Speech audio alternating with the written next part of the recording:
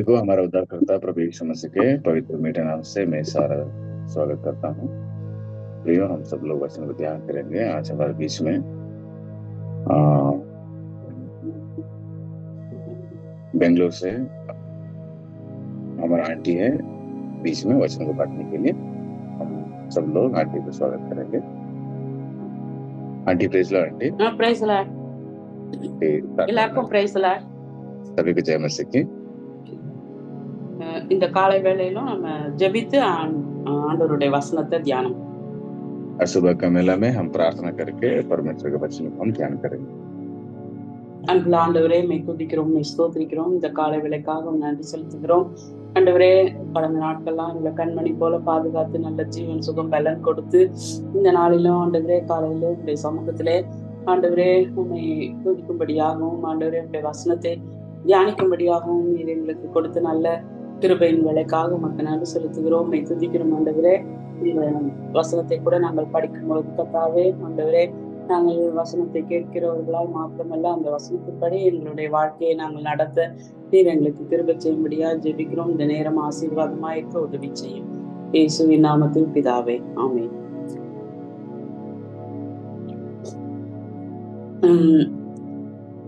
கர்த்தராகிய இயேசு கிறிஸ்துவின் நாமத்தில் உங்கள் அனைவருக்கும் என் அன்பின் வாழ்த்துக்கள். இன்னைக்கு கூட நம்ம எரேமியா 12ஆம் அதிகாரத்தை தியானம் பண்ண போறோம். यीशु मसीह के पवित्र नाम से मैं आप सभी लोगों का अभिनंदन करता हूँ। आज हम सब मिलकर यिर्मयाह का 12वां अध्याय को ध्यान करने वाले हैं। எரேமியா 12ஆம் அதிகாரத்துல 1ல இருந்து 17 வசனம் இருக்கு. यिर्मयाह में लगभग 1 से लेकर कुल मिलाकर 17 पद है। இந்த அதிகாரத்தை நம்ம முழுசுமா பார்த்தோம் அப்படின்னு சொன்னா, பிரச்சனை இருக்கிற இந்த உலகத்துல தேவனை எப்படி நம்ம நம்பணும் அப்படின்னு சொல்லி இந்த அதிகாரத்துல முழுசுமா நம்ம தெரிந்து கொள்றோம். तो इस अध्याय में हम ये चीज समझने वाले हैं, जो समस्या ही संसार में है उसके बीच में हम कैसे परमेश्वर का उपासना करते हुए आगे बढ़ना चाहिए। எரேமியா 12ஆம் அதிகாரத்துல எரேமியா தீர்க்கதரிசி ஒரு காரியத்தை பத்தி ஆண்டவர்கிட்ட கேள்வி கேட்கிறாரு. அது என்ன காரியம் அப்படின்னா, துன்மார்க்கருடைய செழிப்பை பற்றி கர்த்தரிடம் கேள்வி கேட்கிறார். तो यहाँ पर यिर्मयाह जो है परमेश्वर के सम्मुख में एक प्रश्न रख रहा है कि एक दुष्ट आदमी कैसे अपना सुख विलास की जिंदगी बिता रहा है। இதுல என்ன கேள்வி அப்படின்னா, நான் ஆண்டவரை தேடுறேன், ஆனா துன்மார்க்கர் ஆண்டவரை தேடல. ஆனா அவங்க அவங்களுடைய வாழ்க்கையை பார்க்கும்போது அவங்க செழிப்பா இருக்கிறாங்க, ஆசீர்வாதமா இருக்கிறாங்க. நான் ஆண்டவரை தேடியும் எனக்கு இந்த மாதிரி ஒரு செழிப்பு இல்லையே என்னுடைய வாழ்க்கையில அப்படின்னு சொல்லி எரேமியாவுக்கும் இதே ஒரு கேள்வி இருந்தது. यिर्मयाह का प्रश्न ये था कि मैं परमेश्वर को जानता हूँ, लेकिन मेरे जीवन में इतना क्लेश और परेशानियां हैं। जो लोग परमेश्वर को नहीं जानते हैं और वो विश्वास भी नहीं करना चाहते हैं, लेकिन उनके जीवन में परमेश्वर के बिना, जो परमेश्वर के विश्वास के बिना कैसे वो सुख से हैं। அதான் நீங்க 1ல இருந்து 4 வசனத்தை பார்க்கும்போது எரேமியா இது ஆண்டவர்கிட்ட கேட்கிறாரு. எரேமியாவுடைய குற்றச்சாட்டு இதுவா இருக்கு. 1ல இருந்து 4 வசனம். तो एक पहला पद से लेकर 4था पद तक जो है, यहाँ पर यिर्मयाह का एक प्रश्न परमेश्वर के सम्मुख में एक शिकायत के अनुसार है।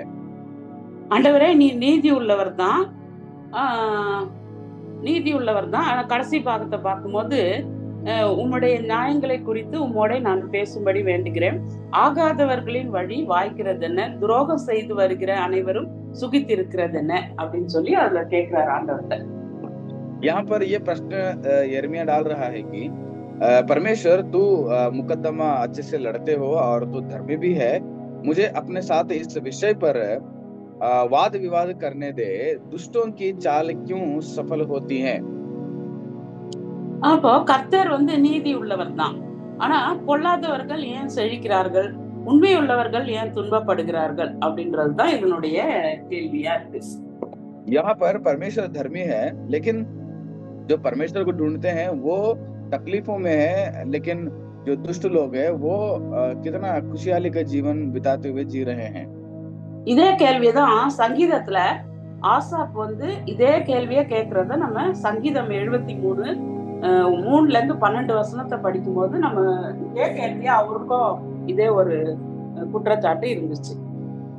तो आप देखिएगा यही लगभग यही प्रश्न जो है आसाफ के जीवन में भी भजन संहिता 73 अध्याय का 3रा पद से लेकर 12वां पद तक पढ़ते हैं तो वहां पर भी यही प्रकार का सवाल परमेश्वर के लिए आसाफ ने किया। இதே கேள்வியை வந்து இன்னொரு தீர்க்கதரிசி கூட கேக்குறாரு. ஆபகுக்ல நீங்க படிச்சீங்கன்னா 1ஆம் அதிகாரம் 2ல இருந்து 4 வசனம், நீங்க வசனத்தெல்லாம் குறிச்சு வச்சுட்டு அப்புறமா டைம் இருக்கும்போது படிங்க. ஆபகுக் 1ஆம் அதிகாரம் 2ல இருந்து 4 வசனம். ஆபகுக் தீர்க்கதரிசி இதே தான் கர்த்தர்கிட்ட கேக்குறாரு. और इतना ही नहीं है, एक और नबी भी है, हबक्कुक का नबी। हबक्कुक पहला अध्याय का 2रा पद से लेकर 4था पद तक बाद में पढ़ लीजिएगा। हबक्कुक भी यही प्रकार का सवाल परमेश्वर से पूछते हैं। இன்னும் யோபுல படிக்கும் போது யோபு கூட அப்படிதான் கேக்குறாரு. யோபு 21ஆம் அதிகாரம் 7ல இருந்து 13 வசனம் நீங்க படிச்சு பாருங்க. இதே காரியத்தை தான் யோபு கூட சொல்றாரு. आयुब का 21वां अध्याय में भी अगर पढ़ते हैं तो 7 से लेकर 13 पद तक वहां पर भी आयुब भी यही प्रकार का सवाल परमेश्वर से पूछते हैं। நம்ம கூட இதே கேள்விகளுடன் தான் தினமும் நம்ம வந்து போராடுறோம். देखिएगा, यही प्रकार का प्रश्न से हम भी कभी कभी संघर्ष करते रहते हैं। நமக்கும் अनेक கேள்விகள் உண்டு. हमारे जीवन में भी कई सारे सवाल है। ஆனா இந்த எரேமியாவை போல நம்ம என்ன செய்யணும்? நம்முடைய கேள்விகளையும் சந்தேகத்தையும் ஏமாற்றங்களையும் கர்த்தர்கிட்ட ஜெபத்துல கொண்டு போகணும். लेकिन हम जो है परमेश्वर के सम्मुख में जब भी प्रार्थना में जाते हैं, ऐसे प्रकार के सवाल को लेकर, ऐसे प्रकार के बातों को लेकर परमेश्वर के सम्मुख में दिखाई देना चाहिए। இங்க எரேமியா அதான் செய்யறாரு. கர்த்தாவே அப்படின்னு சொல்லிட்டு ஆண்டவர்கிட்ட போறாரு. यिर्मयाह भी यहाँ पर वही काम कर रहे हैं, यहोवा करके वो शुरू कर रहे हैं। ஆண்டவர் அவருக்கு பதில் அளிக்கிறார்.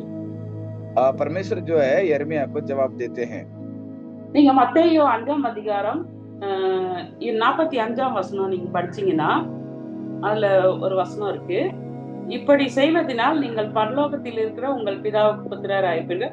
அவர் தீயோர் மேலும் நல்லோர் மேலும் தமது சூரியனை உதிக்க பண்ணி நீதி உள்ளவர்கள் மேலும் அநீதி உள்ளவர்கள் மேலும் மழையை பெய்ய பண்ணுகிறார் அப்படின்னு சொல்லி வாசிக்கிறோம். அதுல अगर आप मत्ती रचित सुसमाचार के 5वें अध्याय का 45वां पद में पढ़ते हैं तो वहां पर बताया गया है, जिससे तुम अपने स्वर्गीय पिता की संतान ठहराएंगे, क्योंकि वह भले और बुरे दोनों पर अपना सूर्य उदय करता है और धर्मी और பட்சபாதமே இல்ல. அவர் தீயோர் மேலும் நல்லோர் மேலும் எல்லாருக்குமே சூரியன் கிடைக்குது, எல்லாருக்குமே மழை கிடைக்குது. அப்படிதான் ஆண்டவர் வந்து எல்லாரையும் நேசிக்கிறார். देखिए, परमेश्वर सब लोगों से प्यार करते हैं। उनको भी सूरज है, हमको भी सूरज है, उनको भी बारिश है, हमको भी बारिश देते हैं। எல்லார் மேலயும் அவருக்கு தயவு இருக்குது, அவருக்கு யார் மேலயும் வெறுப்பே கிடையாது அப்படின்னா இந்த வசனத்துல இருந்து நம்ம தெரிந்து கொள்றோம். लेकिन वचनों से हम ये समझते हैं कि परमेश्वर सबसे प्यार करते हैं, वहाँ इनको बड़ा उनको बड़ा ऐसे कुछ नहीं है। அதனால நம்ம எல்லா கேள்விகளையும் ஆண்டவருடைய சமூகத்துல நமக்கு வைக்கும் போது ஆண்டவர் அதுக்கேற்ற பதில நமக்கு வேதத்துல இருந்து கற்றுக் கொடுப்பார். जब परमेश्वर को ये प्रकार का सवाल पूछते हैं तो वचन के द्वारा परमेश्वर ने हमें जवाब देने के लिए तैयार हो जाते हैं। அப்புறம் 12ஆம் அதிகாரம் 5ஆம் வசனம் 6ஆம் வசனம் நம்ம படிக்கும் போது அதுல நமக்கு என்ன தெரியுது அப்படின்னா, நம்ம வந்து நமக்கு வருகிற எல்லா போராட்டங்களுக்கும் நம்ம வந்து எல்லாத்தையும் நம்ம சகிக்கணும் அப்படின்னு சொல்லிட்டு இங்க நம்ம ஆண்டவர் வந்து எரேமியாவுக்கு கற்றுக் கொடுக்கிறாரு. 12वां अध्याय का 5वें पद से लेकर 6वां पद तक पढ़ते हैं तो हमारा जितना भी संघर्ष है, उस संघर्ष में हम लोग आगे बढ़ना चाहिए करके परमेश्वर ने यहाँ पर हिम्मत दे रहे हैं। நீங்க 5ஆம் வசனம் நீங்க படிச்சு பாத்தீங்கன்னா உங்களுக்கு தெரியும். படிக்கணும்னா லேட் ஆகும், நீங்க பாத்துக்கிடுங்க. கர்த்தர் வந்து எரேமியாவுக்கு ஒரு பெரிய பணி முன்னால இருக்கிறதாக எச்சரிக்கிறார். देखिएगा, अगर आप लोग 5वें पद को पढ़ते हैं तो आपको समझ में आएगा, यिर्मयाह के सामने एक बड़े विषय को परमेश्वर रखना चाहते हैं। இந்த காலாட்கள ஓடும் போதே உனக்கு இளைப்பு வந்துச்சுன்னா குதிரைகளோட நீ எப்படி சேர்ந்து ஓடுவ? இன்னும் உனக்கு பெரிய பணி நிறைய இருக்குதே முன்னாடி, இந்த சின்ன பணியே உன்னால செய்ய முடியலையே அப்படின்னு சொல்லிட்டு ஆண்டவர் வந்து எரேமியாவை கேட்கிறார். परमेश्वर बता रहे हैं कि जो लोग पैदल से जाने वाले हैं उनके ही साथ अगर नहीं दौड़ पा रहे हैं तो कल होकर आपको घोड़ों के साथ आपको दौड़ना पड़ेगा। ऐसे परिस्थिति में यहाँ पर आप अभी यहीं पर आप डर जाएंगे तो आगे कैसे बढ़ेंगे आप? அதனால என்ன செய்யணும் அப்படின்னு சொல்லி நம்முடைய வாழ்க்கையிலும் இப்படிதான். சின்ன சின்ன காரியத்துக்கும் நம்ம என்ன செய்யறோம், சின்ன சின்ன காரியங்களுக்கும் நமக்கு ஒரு சகிப்புத்தன்மை இல்லாம நம்ம வந்து முறுமுறுக்கிறோம் நிறைய நேரத்துல. हमारा जीवन में भी ये छोटे छोटे विषय को नहीं सह पाते हैं, तो इन छोटे छोटे विषय पर हम लोग कुड़कुड़ाते हुए हम हमेशा निंदा करते हुए बैठे रहते हैं। நீங்க எபிரேயர் 12ஆம் அதிகாரம் 1ல இருந்து 3 வசனம் நம்ம படிச்சு பார்த்தோம்னா, அதுல வந்து இயேசு கிறிஸ்து மீதுவே நம்முடைய கண்களை நிலை நிறுத்தணும் அப்படின்னு சொல்லி அந்த வசனத்துல நம்ம படிக்கிறோம். इब्रानियों का 12वां अध्याय का 1 से लेकर 3 पद तक पढ़ते हैं तो वहां पर बताया गया है कि हमारे जो आंखें हमेशा परमेश्वर यीशु पर लगे रहना चाहिए। நமக்கு இப்படிப்பட்டதான போராட்டங்கள் உலகத்துல வரதான் செய்யும். ஆனா நம்முடைய கண்கள் வந்து இயேசுவையே நோக்கி நமக்கு நியமித்திருக்கிற ஓட்டத்துல நம்ம பொறுமையோடு ஓடணும் அப்படின்னு சொல்லி அந்த வசனத்துல நம்ம படிக்கிறோம். क्योंकि उन वचनों में यही पढ़ते हैं कि हमें इस संसार में ऐसे प्रकार का संघर्ष आते ही रहेगा, लेकिन हमारा जो दौड़ में हम यीशु मसीह को देखते हुए हम हमारा दौड़ को खत्म करना चाहिए। அப்புறம் 2 கொரிந்தியர் 4ஆம் அதிகாரம் 16ல இருந்து 18 வசனம் வரைக்கும் படிக்கும் போது அதுல வந்து பவுல் வந்து கொரிந்தியருக்கு சொல்றாரு, புறம்பான நம்ம வந்து சோர்ந்து போக கூடாது. ஏன்னா புறம்பான மனுஷன் ஒரு வேளை அழிந்தாலும் உள்ளான மனுஷன் வந்து என்ன செய்து நாளுக்கு நாள் புதிதாக்கப்படுகிறது. இன்னும் காணப்படுறதல்ல, காணப்படாதவைகளை நோக்கி இருக்கிற நமக்கு அதிசீக்கிரத்துல இந்த லேசான உபத்திரவம் நீங்கி போயிடும். ஆனா அது வந்து நமக்கு ஒரு நித்திய கன மகிமையை தரும் அப்படின்னு சொல்லி சொல்றாரு. आप अगर दूसरा कोरिन्थियों को 4 अध्याय के 16 पद को पढ़ते हैं, 16 और 18 पद तक, वहां पर यही बताया गया है कि हमारा जो बाहरी शरीर जो है वो कमजोर होते जाता है, लेकिन अंदरी आत्मा जो है हमारा मजबूत होते रहता है। ये सारे चीजें जो है ये हमारा तत्कालिक है, लेकिन हम परमेश्वर के बल पाकर आगे बढ़ते रहना चाहिए कि वचन हमें समझाती है। ஒருவேளை இக்காலத்து பாடு வந்து நித்திய மகிமைக்காக நம்மளை தயார்படுத்துகிறது. शायद इस संसार के जो क्लेश और परेशानियां हैं वो हमें अनंत जीवन के लिए तैयार कर रहे हैं। அதனால மனம் தளராம சோர்ந்து போகாம இருக்குமாறு பவுல் வந்து விசுவாசிகளுக்கு ஊக்கத்தை கொடுக்கிறார். इसलिए हम कमजोर नहीं होना चाहिए और हिम्मत नहीं टूटना चाहिए बोलकर पौलुस ने यहाँ पर हिम्मत दे रहा है। அதனால நம்மளுக்கு கூட இந்த உலகத்துல பாடு வரும்போது நம்ம சோர்ந்து போகாம மனம் தளராம, ஏன்னா நம்ம வந்து பரலோகத்துக்கு உள்ள பிள்ளைங்கள், பரலோகத்துக்கு போற ஒரு பரலோகத்துக்கு போக ஆயத்தப்படுகிற பிள்ளைகள் நம்ம, அதனால சோர்ந்து போக கூடாது. क्योंकि हम स्वर्ग में जाने वाले लोग हैं, इसलिए हम किसी भी बात में हम लोग कमजोर होकर हारना नहीं चाहिए।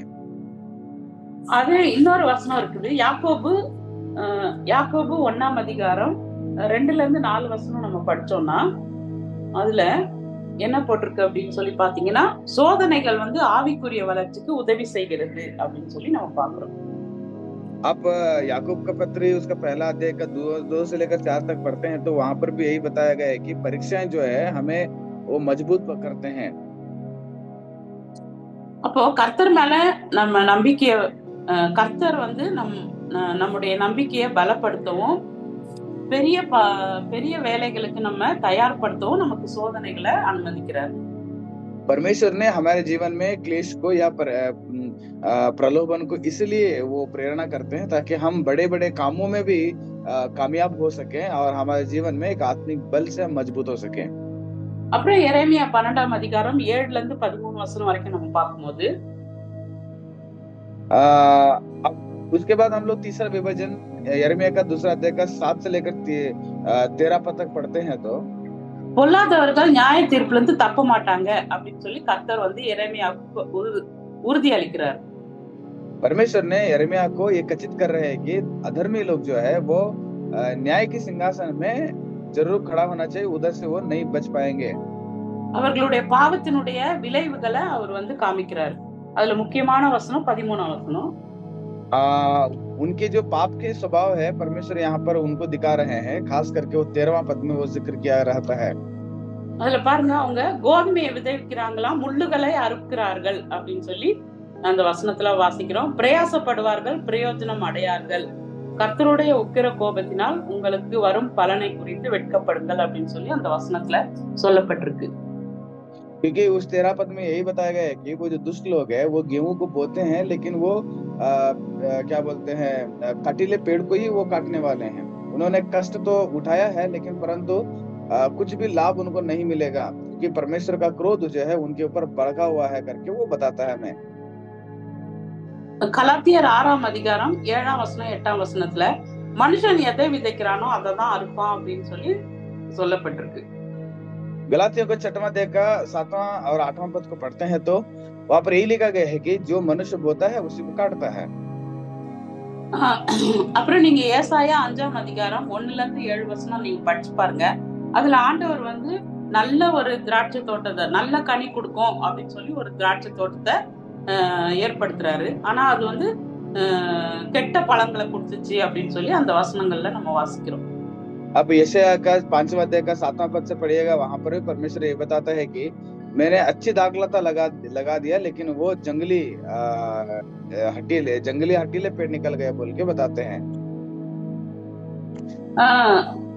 இன்னும் வெளிப்படுத்தல் 20ஆம் அதிகாரம் 11-15 நீங்க படிச்சீங்கன்னா துன்மார்க்கருடைய இறுதி தீர்ப்பை பற்றி அதுல சொல்லப்பட்டிருக்குது.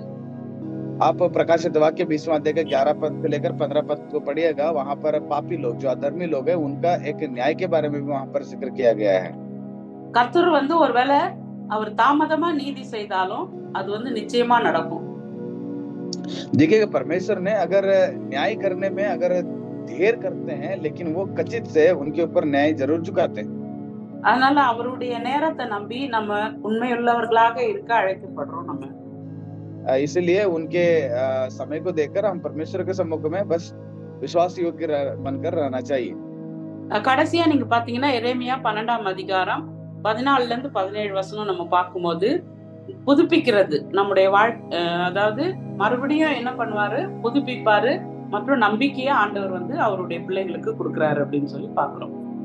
और इस अध्याय का 16 पद से लेकर 17 पद तक पढ़ते हैं तो यिर्मयाह का दूसरा अध्याय का, तो परमेश्वर ने फिर से हमें दोबारा क्या करते हैं, एक नया जीवन से वो फलदायक बने रहने के लिए वो मदद करते हैं। ஆண்டவர் வந்து நியாய தீர்ப்பை சொன்னாலும் அதாவது நம்ம கிட்ட மறுபடியும் திரும்புறவங்கள அவர் வந்து புதுப்பிக்கிறாரு அப்படின்னு சொல்லி நம்ம பாக்குறோம். परमेश्वर ने अपने न्याय के समय में अगर यहीं पर अगर मन फिराते परमेश्वर को और अगर फिरेंगे तो उनको जीने के लिए और उन्हें फिर से एक पुनर्जीवन देने के लिए वो तैयार है। 16ஆம் வசனத்தை நீங்க படிச்சு பாத்தீங்கன்னா அதுல புரியும் உங்களுக்கு. 16 पद को अगर पढ़ते हैं तो वो हमें समझ में आ जाती है। ஆண்டவர் வந்து இஸ்ரவேலுக்கு மட்டும் இல்ல, அவருடைய வழிகளை யார் யாரெல்லாம் கற்றுக்கொள்றாங்களோ அவங்களுக்கு இந்த ஒரு நம்பிக்கையை கொடுக்கிறார். ஏன்னா மறுபடியும் நம்ம ஆண்டவர்கிட்ட திரும்பும் போது நம்முடைய வாழ்க்கையை அவர் கட்டுக்கிறார், புதுப்பிக்கிறார் அப்படின்னு சொல்லி இந்த வசனங்கள் எல்லாம் படிக்கிறோம். परमेश्वर ने केवल इस्राएल लोगों को नहीं है बल्कि परमेश्वर के बात को मानने वाले सारे लोगों के लिए ये जो बात है परमेश्वर ने देने के लिए तैयार है, उन्हें फिर से बढ़ाएंगे और उन्हें बचाएंगे। நீங்க ரோமர் 11ஆம் அதிகாரம் 11-24 நீங்க படிச்சு பாத்தீங்கன்னா விசுவாசத்தின் மூலமா புறஜாதிகள் எப்படி கர்த்தருடைய குடும்பத்துல ஒட்டப்படுறாங்க அப்படின்றத பவுல் வந்து இங்க கூடுறத நம்ம படிக்கிறோம். आप रोमियो के 11वां अध्याय के 11 पद से लेकर 24वां पद तक पढ़िएगा, अन्य जाति के लोग जो है किस प्रकार से विश्वास के द्वारा बचाया जाते हैं करके पौलुस ने यहाँ पर बताते हैं। அதாவது நம்ம வந்து ஆண்டவர்கிட்ட மனம் திரும்பி அவர்கிட்ட மறுபடியும் நம்ம வந்து அவருடைய கிருபைக்காக நம்ம கெஞ்சினா கண்டிப்பா அவர் வந்து நமக்கு இரக்கம் பாராட்டுறாரு, மறுபடியும் அவருடைய குடும்பத்துல நம்ம சேர்த்து கொள்றாரு. क्योंकि बाइबल बताती है कि वहां पर अगर वो अपने मन फिराकर विश्वास करते हैं तो परमेश्वर अपने परिवार में उन्हें अपने कृपा के द्वारा उन्हें क्षमा करके अपने परिवार में वो मिला लेते हैं। அப்போ பிரச்சனை இருக்கிற இந்த உலகத்துல நம்ம கூட என்ன செய்யணும், இயேசுவினுடைய அன்பையும் மன்னிப்பையும் நம்ம மற்றவர்களிடத்துல வெளிப்படுத்தணும். அதான் ஆண்டவர் நம்ம கிட்ட எதிர்பார்க்கிறார். संघर्ष रहने वाले संसार में हम भी प्रभु यीशु मसीह का सुसमाचार को, प्रेम को, क्षमा को हम लोगों को बताना चाहिए, यही परमेश्वर हमसे चाहते हैं।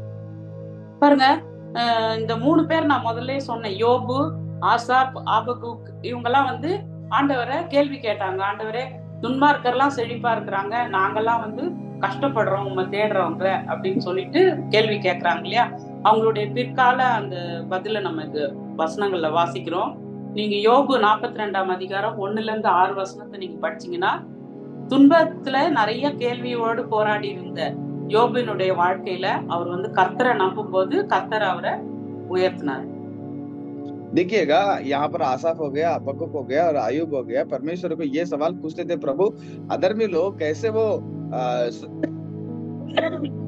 दुख भरा जिंदगी बिता रहे थे, लेकिन हम आप पर विश्वास करते हैं, हमारे जीवन में क्यों क्लेश है, उसके लिए परमेश्वर ने आयुब का ग्रंथ का 42वां अध्याय का 1 से लेकर 6वां पद तक बताते हैं कि एक अधर्मी लोगों के बीच में धर्मी लोग किस प्रकार से जीवन बिताना चाहिए। அதே போல ஆசாப்பு சங்கீதம் 73 ஃபுல்லா நீங்க உட்கார்ந்து படிங்க, உங்களுக்கு நல்லா புரியும். இப்போ அதுல கூட துன்மார்க்கர் செழிப்புடன் இருக்கிறாங்களே, ஆனா முடிவுல நீங்க பாத்தீங்கன்னா அவங்க எப்படிப்பட்ட காரியங்களை செய்யறாங்க, ஆண்டவரை நம்பின பிள்ளைங்களை ஆண்டவர் எந்த அளவுக்கு ஆசீர்வதிக்கிறார் அப்படின்னு சொல்லி அந்த சங்கீதத்துல போடப்பட்டிருக்கு. आप आसफ के भी अगर भजन को पढ़ते हैं तो 73वें अध्याय में वहां पर भी आसफ के ये सवाल के लिए परमेश्वर ने बहुत अच्छे ढंग से वहां पर जवाब देते हैं कि वो जो दुष्ट लोग हैं उनका अंतिम समय को देख लीजिएगा, क्योंकि उनके अंतिम समय की जिंदगी और जो परमेश्वर पर भरोसा करते हैं उनके जीवन में आशीष किस प्रकार से बने रहेगा करके वो समझाती है। ஆபகுக் கூட அப்படி முதல்ல குழப்பமா அவர் கேட்கிறார் இல்லையா, ஆனா கடைசியில நீங்க 3ஆம் அதிகாரம், ஆபகுக் 3ஆம் அதிகாரம் 17ல இருந்து 19 வசனத்தை நீங்க படிச்சீங்கன்னா அவர் சொல்றாரு, என்ன எனக்கு கஷ்டம் வந்தாலும் சரி நான் கர்த்தருக்குள் மகிழ்ச்சியா இருப்பேன், என்னுடைய ரட்சிப்பின் தேவனுக்குள் நான் களி கூறுவேன் அப்படின்னு சொல்லி சொல்றாரு. हबक्कुक के जीवन में भी वो शुरुआत में सवाल ही था, लेकिन तीसरा अध्याय को आते आते वो हबक्कुक खुद बताता है कि कुछ भी हो जाए लेकिन मैं परमेश्वर में ही मगन रहूंगा, कुछ खोए कुछ पाए लेकिन फिर भी मैं परमेश्वर पर ही मगन रहूंगा करके वो बताते हैं। அதனால இதெல்லாம் நம்ம பார்க்கும்போது முடிவு என்ன அப்படின்னு சொல்லி பாத்தீங்கன்னா, எல்லாத்தையும் பார்க்கும்போது நம்ம கர்த்தர் மேலதான் நம்ம நம்பிக்கையை வைக்கணுமே தவிர, மனிதர்கள் செழித்து இருக்கிறாங்க, துன்மார்க்கர் செழிப்பா இருக்கிறாங்களே அப்படியெல்லாம் நம்ம கவலைப்படக்கூடாது. நம்முடைய நம்பிக்கை கர்த்தர் மேலேயே இருக்கும்போது கர்த்தர் ஏற்ற நேரத்துல நம்மளை உயர்த்தி நம்மளை ஆசீர்வதிக்க அவர் வல்லவரா இருக்கிறார். तो ये सारा चीज समझने के बाद, हमें ध्यान करने के बाद हमें एक चीज को समझना चाहिए, हमारा जो नजर, हमारा जो विचार है हमेशा परमेश्वर पर ही बने रहना चाहिए कि दुष्ट लोग ऐसे क्यों समृद्धि से जी रहे हैं, वो खुशहाली से हैं, हम क्लेश में हैं करके नहीं सोचना चाहिए। आने वाले दिनों में हमारे जीवन में परमेश्वर ने बहुत ऐसे आशीषों को बरसाते हैं। எரேமியாவை போல என்ன செய்யணும், நம்முடைய போராட்டங்கள், நம்முடைய குழப்பங்கள் எல்லாத்தையும் கர்த்தர்கிட்ட கொண்டு போய் வச்சு நம்ம கேட்கணும். அவருடைய வாக்கு தத்தங்கள் நம்முடைய ஆத்துமாவை உயிர்ப்பிக்கும். यिर्मयाह के जैसे ये सवाल को परमेश्वर के सम्मुख में जाकर हम उंडेल देना चाहिए। परमेश्वर को वादा, परमेश्वर की बातें जो है हमें मजबूत करते हैं, वो हमारे जीवन में पूरा करते हैं। ஏன்னா நம்ம கடைசி நாட்கள்ல வந்திருக்கிறோம், ஆண்டவருடைய வருகை எப்போ இருக்கும்னு தெரியாது. அதனால நம்ம எப்பவும் ஆயத்தம் உள்ளவர்களா நம்ம இருக்கும்போது இந்த உலகத்தின் காரியங்கள் நம்மள ஒன்றுமே அணுகாது. நீங்க 2 பேதுரு 3ஆம் அதிகாரம் அந்த அதிகாரத்தை நீங்க படிச்சு பாருங்க கடைசியில. क्योंकि प्रियो हम सब लोग आखिरी एक दिन में है, परमेश्वर का बातें पता नहीं है, हम अगर मजबूत से बने रहेंगे तो हमारे लिए वो एक आशीषदायक रहेगा। दूसरा पत्रस का दूसरा पत्रिका 3रा अध्याय को जाके पढ़िएगा, वहां पर यही चीज जिक्र किया गया है। நம்ம எபிரேயர் 12:1 படித்தது போல நம்முடைய பாரம் பாவம் எல்லாத்தையும் தள்ளிட்டு இயேசுவையே நோக்கி நமக்கு நியமித்திருக்கிற ஓட்டத்துல நம்ம பொறுமையோடு ஓடும் போது, இயேசுவை பார்த்து இயேசுவை போலயே நம்ம நடக்கும் போது கர்த்தர் நிச்சயமா நம்முடைய எதிர்கால வாழ்க்கையை நமக்கு ஆசீர்வாதமா மாத்தி தருவார். கர்த்தர் தாமே இந்த வசனத்தை ஆசீர்வதிப்பார்। इब्रानियों का पहला अध्याय को पढ़ते हैं तो वहां पर हमारा नजर जो है परमेश्वर के ओर लगाकर हमारे दौड़ में परमेश्वर के साथ अगर दौड़ते रहेंगे, सही समय पर परमेश्वर है हमें इस क्लेश में भी ताकत देंगे और आने वाले दिन में अपने आशीषों से हमें क्या करते हैं, आगे चलाते हैं। परमेश्वर इन वचनों के द्वारा आपको आशीष करें। हम प्रार्थना करें। எங்களை நேசிக்கிறதான நல்ல தகப்பனே, அப்பா அந்த அருமையான வேலையிலும் கூட கர்த்தாவே ஆண்டவரே, உடைய பிள்ளைகளாகிய நாங்கள் ஆண்டவரே எரேமியா 12ஆம் அதிகாரத்துல இருந்து நிறைய காரியங்களை ஆண்டவரே கற்றுக்கொள்ள கிருபை கொடுத்ததுக்காக நன்றி ஆண்டவரே. விசேஷமாக தகப்பனே, எங்களுக்கு கூட குழப்பங்கள் வரும்போது, போராட்டம் வரும்போது, இந்த உலகத்திலே பல விதமான கஷ்டங்கள் வரும்போது நாங்களும் இப்படிதான் நினைக்கிறோம் எரேமியாவை போல. ஆண்டவரே அந்த மாதிரி நேரத்துல எல்லாம் உங்களுடைய சமூகத்துல எங்களுடைய சந்தேகங்களை தீர்த்து கொள்ள ஆண்டவரே வேத வசனங்களை படித்து உங்களுடைய வாக்குத்தத்தங்களை நாங்கள் உறுதியாக பற்றி கொண்டு ஆண்டவரே அப்பா எங்களுக்கு நியமித்திருக்கிற ஓட்டத்திலே நாங்கள் பொறுமையோடு ஓட எங்களை ஒருவருக்கும் நீர் திரும்ப தரும்படியா ஜெபிக்கிறோம். விசேஷமாக இந்த வசனத்தை கேட்கிறவர்கள் ஆண்டவரே தூர இடத்திலே உங்களுடைய பிள்ளைகள் தங்கி ஊழியம் செய்து கொண்டிருக்கிறதை கர்த்தர் நீர் அறிந்திருக்கிறீர். ஒவ்வொருவருக்கும் ஆண்டவரே பலவிதமான கேள்விகள் இருக்கலாம் ஆண்டவரே. ஆனாலும் கர்த்தர் எல்லாவற்றையும் ஆண்டவரே நீர் பதில் கொடுத்து உம்முடைய பிள்ளைகளுக்கு தேவையான தைரியத்தையும் ஞானத்தையும் கிருபையை நீ தரும்படியா ஜெபிக்கிறோம் ஆண்டவரே. எந்த இடத்துல இருந்தாலும் ஆண்டவரே எதை செய்தாலும் உம்முடைய நாமத்துக்கு மகிமையாக செய்ய ஆண்டவரே நீ கிருபை செய்யும்படியா ஜெபிக்கிறோம். ஒவ்வொருவரையும் நீ பாதுகாத்துக் கொள்ளும். உம்முடைய சட்டைகளுக்குள்ளாய் ஒவ்வொரு பிள்ளைகளையும் ஒப்பு கொடுக்கிறோம். பேர் பேராய் தொட்டு ஆசீர்வதியும் ஆண்டவரே. இந்த நாள் முழுவதும் உடைய பிரசனம் எங்க கூட இருக்கட்டும் ஆண்டவரே. நாங்கள் செய்கிற ஒவ்வொரு காரியங்களையும் உண்மை மக்களுக்கு பிரதிபலிக்க நீர் எங்களுக்கு கிருபை செய்யும்படியா ஜெபிக்கிறோம். தாழ்த்தி முழுவதுமாய் உடைய கரத்துல ஒப்பு கொடுக்கிறோம். எல்லா துதி கன மகிமையா உமக்கே செலுத்துகிறேன். இயேசுவின் நாமத்தில் ஜெபிக்கிறேன் ஜீவனுள்ள நல்ல பிதாவே, ஆமென். आमीन आमीन। ये मेरे मन यहोवा को धन्य कहे, जो कुछ मुझ में है उसके पवित्र नाम को धन्य कहे। ये मेरे मन यहोवा को धन्य कहे, उसके किसी उपकार को ना भूलना।